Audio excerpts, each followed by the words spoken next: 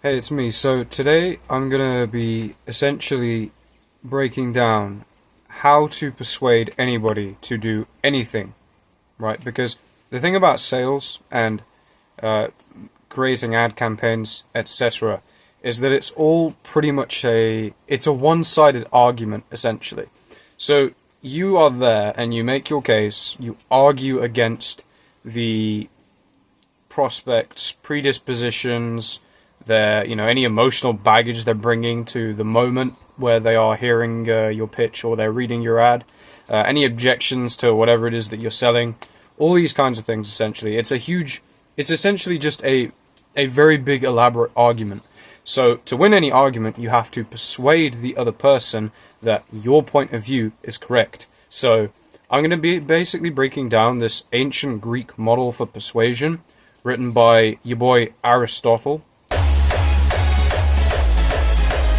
Now, Aristotle got a lot of things very, very wrong, but a lot of things very, very right. Okay, he's definitely one of the most influential Greek writers of his time. He was also private tutor of Alexander the Great, which is a fun fact that not many people actually know about him. But essentially, what he did was come up with this really, really good triad framework, which is essentially the Aristotle persuasion triad. So it's these three steps. You got the one at the top, which is the most important, and these other ones. Now, the key is you have to appeal to all three of them. Now, the third one comes before all the others, but you have to appeal to all three if you want to successfully persuade somebody to basically believe that what you're telling them is the right thing, essentially. How to win any sort of argument, any sort of debate, how to win the sale, in essence. So what I do have to say is, as a disclaimer here, that what I'm about to teach you is extremely powerful, like very, very powerful. As is any skill set that you pick up, really, when it comes to learning how to advertise effectively, learning how to sell stuff. It's a very, very powerful skill set to have, and that is why it's so highly compensated and highly valued. So, but of course, a key part of being an advertiser is that you have to accept that the stuff that you know and the stuff that is in your toolkit is extremely powerful, extremely influential, and you must pledge to use it for the right reasons. So just keep that in mind, okay? Don't be taking this and using it for the wrong reasons. But what I will say is this has helped me write quite a few very effective ad campaigns myself. It's helped me win arguments and uphill battles in my personal life that I otherwise would never have won if I didn't know how to actually navigate these situations, but I'm not going to get into that. But essentially, we're just going to break it down, like how it works now. So, as I said, it's a triad structure. You got the first two, and the third one, which basically underscores the other ones. So what is the first step of this persuasion triad? Well, the first step, my friend, is something called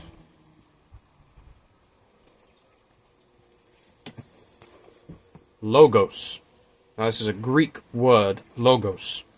Now, essentially what the logos is appealing to a person's logic. So, appealing to a person's intuitive reasoning capabilities. Essentially, this means that you have to present an argument that is well thought out and makes sense. Because if the argument that you are presenting, if the viewpoint that you are presenting, which, if you're doing a sale, you should buy this product or service from me, if you are unable to present this argument in a coherent and logical way, wherein it makes sense for the person to essentially buy into your offer, you're screwed, basically. It all falls through. You have to appeal to logic. So a great way that you can do this is essentially just like by being really transparent and just saying like, yeah, like it makes the most sense for you to buy this because of benefits, okay? Now, if you've watched my previous video, which is talking about the Bedell method for how to sell anything, we go quite in depth on benefits. I will recommend that you go watch that video, actually. It's really valuable. If you like this one, you'll like that. But essentially, it just comes down to things like breaking down benefits, like why you should buy this thing because there are these great benefits involved. It comes down to things like breaking down why the pricing makes sense. So you don't get very far when you start coming up with things like fake urgency scares because logically they don't make sense. And this is as well another problem when people try and fuel their pitches and whatever with AI stuff, usually there's always holes in the logic. Like, there just is. There's always holes in the logic when you try and manipulate random pieces of generative AI churned out crap and try and, like, assimilate it all into, like, one whole argument. There's always going to be flaws in the logic. So you have to avoid that as well. Essentially, come up with a coherent argument. Make it make sense. That is the first way that you essentially win somebody's trust. Now, there is a caveat to this, okay? Like all these three things that I'm going to tell you about, like all these three things, they all require a degree of finesse. Logos, you are not going to have any finesse trying to communicate this if you just start basically just insulting the customer's, like, logic. Dave Ogilvy once said that the customer is not a moron, she is your wife, which essentially means don't underestimate the intelligence of the consumer. Because if you think the consumer's an idiot and you try and shape your argument to appeal to a idiot, which is not the consumer, they're going to get very offended and they're not going to want to buy into what it is that you're offering. So don't insult the intelligence by, like, breaking down everything into, like, just really stupid, like, I can't even think of a better word, just, like, really, like, small autistic detail for no reason, because it just basically makes the customer feel insulted. So definitely have some finesse with logos, but it's about appealing to logic and reason. The second, now, to all of my friends out there that ever did English literature at, like, whatever qualification it is, like, for you, I mean, like, in the UK it's like A-level, so whatever it is in US, like diploma, maybe you took it at uni, I don't know, you'll probably be familiar with this. Pathos. Now, you probably heard it in English class where it's like, oh yeah, the author does this to evoke pathos for in the reader. It's, yeah, the Greek word. Pathos is just appealing to the human's ability to feel sympathy, essentially, to feel emotional.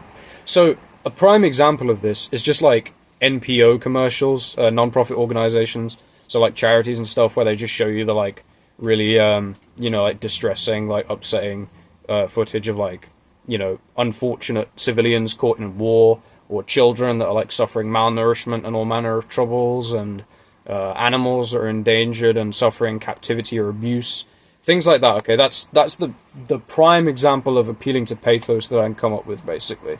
It is trying to evoke a sense of sympathy and emotion in the reader, or the listener, depending on the context.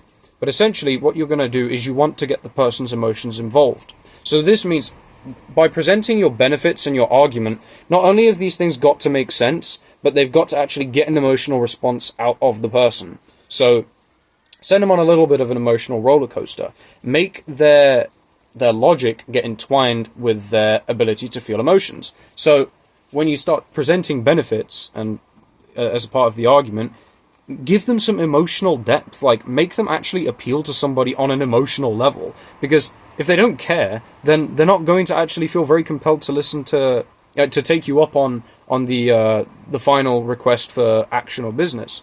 If you don't really care about the benefits, like, if you're not distressed by the fact that, I don't know, if you don't invest in this gym membership, you know, odds are you're probably going to continue to exist as just like a overweight person with health problems for the rest of your life, like higher risk of heart attacks, blood pressure problems, hormonal health problems, probably die prematurely. Like, that should upset you, okay? So when you get that involved, and you can kind of intertwine that with the fact that, you know, logically this makes sense because, you know, it's this one-time investment, or there's this whatever, basically, that wins you on the benefits of that, which you are emotionally charging the benefits, then all of a sudden people are like, wow, maybe I should take you up on this, because not only does it make sense, but damn, I really, really, really don't want this bad outcome to happen, because that's going to really upset me. Again, this requires finesse. There is no point trying to appeal to someone's emotions if you don't have a good enough understanding of the human's emotional profile. Now, this, of course, will probably differ based off of the market that you're writing to or you're trying to speak to, because, quite simply, different niches are emotionally concerned with other things. So do your research, understand the pain points well, and then you can actually emotionally charge those pain points in a way that actually works for your niche. Because if you mess that up, you're going to come off as really, really stupid, and nobody's going to actually feel the emotional response that you actually wanted them to feel. So it's very, very important that you actually understand that. And as well, another key part of this is just understanding the human psychology. Understand how people work emotionally. So I, for instance, have read quite a lot of Carl Jung, he's like my favorite psychologist figure because of like how rogue he is with the approaches that he takes. It's less like biology, and it's a lot more like complex, a lot more esoteric. It's why he's also dismissed by quite a lot of the academic psychologist people, because it's very much based on alternative means of evidence and whatever than just simple scientific studies. It's a lot more complicated. But I would recommend Carl Jung because not only does it require you to not really know as much about biology and stuff. Like I'm alright at biology. I got an A in biology in school when I did it. So I did pretty good at biology. Like I'm okay at it. But if it's basically more accessible in a sense. Like, yeah, it's pretty complex, but it's also more accessible in the sense that you don't really need to have all of this prior scientific knowledge, if you know what I mean. So I'd recommend Carl Jung. John Carlton as well, the great copywriter John Carlton, actually recommended Carl Jung. He was saying about how like he used to read that stuff back in the 70s, and it really aided his emotional understanding of the human being. So I definitely recommend Jung as a starting point. Essentially, start reading into psychology and start understanding why people act the way they do. Start understanding, and with a lot of Jung, he uses things like metaphors and stories and whatever to basically offer easier to understand explanations of certain human behaviors. So things like projection, things like repression and shadow, like figures and stuff like that. All these kind of things. Essentially, when you start to understand how those kinds of episodes sort of play out within a certain person, then all of a sudden you can tailor your work to better appeal to the pathos, because now you understand how the people work emotionally. So definitely read up on that. Don't underestimate it. If you don't have a good enough emotional understanding of people, which it shocks me, the amount of people who want to be like copywriters and they have no idea how people work emotionally. Like, it's ridiculous. You will not get very far if you are just kind of a cold-blooded sociopath. You have to actually understand empathy. You have to be able to be in touch with your market and the kind of emotional turmoil that these people will suffer. And that helps you better tailor your argument to them, to help better serve them. All good selling is serving. So now that you understand those two, I'd say minor points, but they're kind of like hold up. They're pretty major, but they are nothing basically without the top thing. But now you understand the logos and the pathos appeal. There is one final appeal that you need to make. And that is a word that you've probably like heard quite a bit, but you may not have heard within this specific context. I'll tell you what though, because it's pretty moist out here. I'm going to get the bigger pen so it's actually like legible. If you thought rain was going to stop me from recording this, then you are sadly mistaken. Ethos. You've probably heard the word ethos. It's like, what is your ethos? This is our company ethos. This is what we believe in. Ethos is literally just appealing to a person's sense of ethics, trust, and morality. So, essentially, you can see now why this is the most important thing. Because if you cannot appeal to ethos, okay, which is the most important thing, if you do not have a person's trust, if you do not appeal to somebody's sense of well-being and their beliefs, and yeah, the rain's coming down now. The rain's coming down. Fun fact, by the way, everybody thinks it rains all the time in the UK. It doesn't. This is actually pretty rare.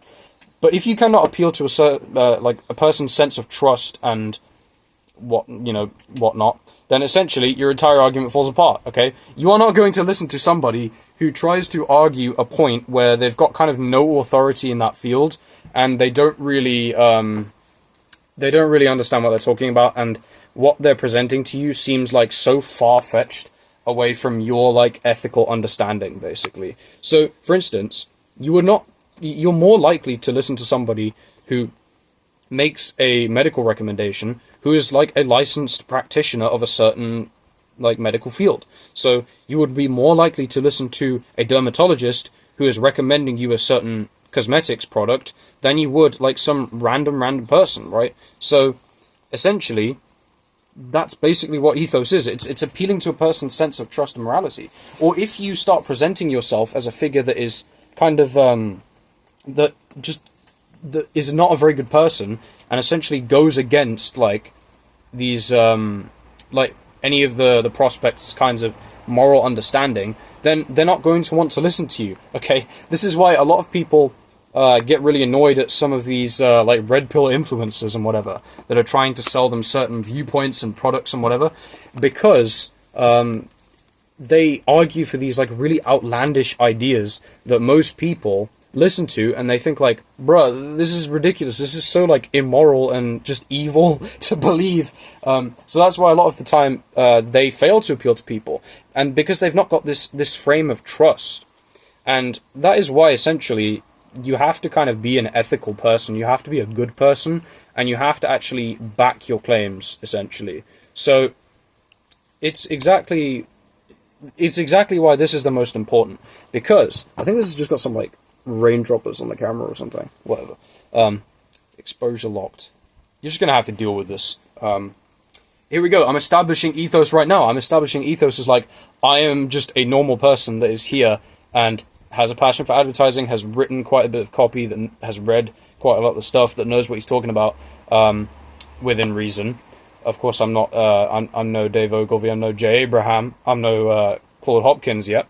But you know, I'm establishing ethos by just presenting myself as just like a normal dude. Like, I'm just a normal guy. Okay, you can actually trust what I have to say. I'm not trying to, you know, get at you with any sort of like strange angles or whatnot. I'm not trying to fake this. I'm literally just sat in front of my phone, just like recording this lecture to you right now, just cause. And you know, it's like Jim Camp says, who was like one of the greatest negotiation training people in history, who used to say that, like, you know, when you appear too perfect, I actually think this might be in the 48 Laws of Power. I've never read that book, but I've heard about it.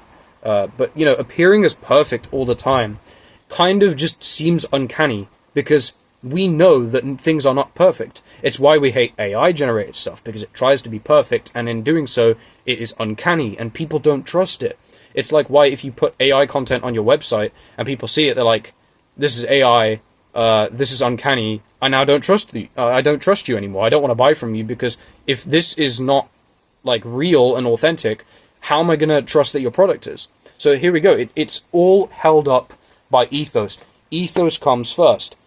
You must establish an aura of trust before you can basically allow your appeals to logos, appeals to logic and reason, and appeals to pathos, your appeal to emotions and capacity for sympathy, empathy, yada yada yada. You cannot make these two things work without appealing to ethos. Appeal to someone's sense of morality and to establish yourself as somebody who can be trusted. So that is basically a breakdown of the Aristotelian, how do you even pronounce it? Aristotelian, maybe. Yeah, man, what a mouthful. Essentially, the triad of how to basically win any kind of argument, how to persuade people. Remember these three key avenues, and remember that being a good person, being a righteous person, being an honest and trustworthy person, and an authentic person, not trying to fake things, always comes first. Because the rest of your argument is screwed if you can't do this. So don't be afraid of appearing kind of imperfect and kind of messing stuff up. Own it, you know. Don't make these really ludicrous out there claims. Just be a normal person. Appeal to a person's moral compass, okay? It's really that straightforward. So, yeah, I hope you found this helpful. Like, this should help you essentially win the arguments that are your sales pitches, that are your ad campaigns, that are the arguments that you have in your day-to-day life if you ever need to use these devices for that purpose. But yeah, so I hope you found this helpful. If you want to hear any more from me, you can go down to the top link in the description, which is email.ajstewart@advertising.com, and you can sign up to my free mailing list where I send emails all about advertising, direct response marketing, salesmanship, moves I make in business, philosophy, just anything I think is cool, and anything that my readers tell me is cool. as well, and they like to hear from me. So it's great. It's completely free. I send through emails pretty much every day. No strings attached. You can unsubscribe at any time, but I don't see why you'd want to do that. But go ahead to the top link in the description. You can sign up to me there. Put in your best email, and everything will come through. If you are watching this video when it comes out, the chances are my opt-in page is going to be really, really goofy, because I'm in the process of migrating email service providers. So I've not had the chance to build out my my new opt-in stuff yet. So it may seem a bit weird. Don't let that put you off. And I'll speak to you real soon.